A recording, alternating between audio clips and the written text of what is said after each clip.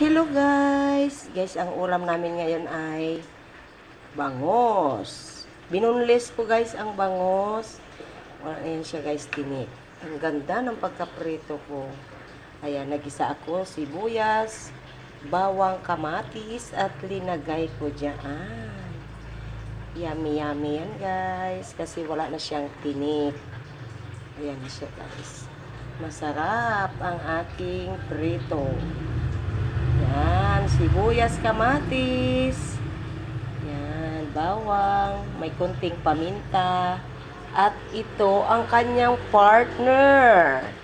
Ayan guys, ang partner niya ay gulay na kalabasa, sitaw.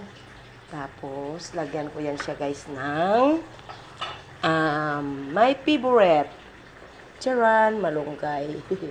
Lagyan ko siya ng malunggay guys para mas lalo siyang masarap. Yan, ang ganda ng aking kalabasa at ng malagkit ang aking kalabasa. Di ba? Partner yan sila. Boneless na bangos na may kamatis, sibuyas at saka gulay na kalabasa, sitaw na may gata. So, pwede na natin ito siya guys ilagay. Isabay ko dito guys ang una kong gata.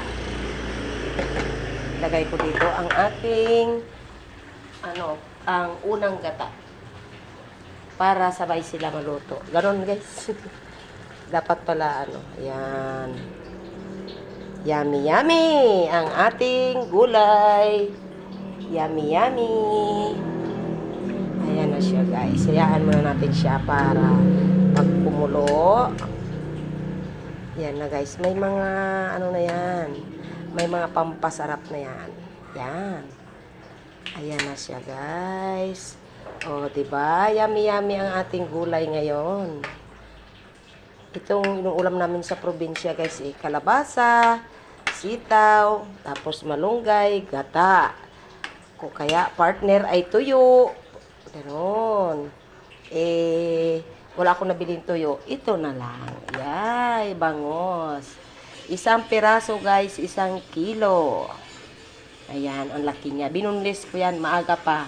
Nagbunlis na ako, tapos, ayan na, pinirito ko na siya. Okay guys, ano pang inaantay natin?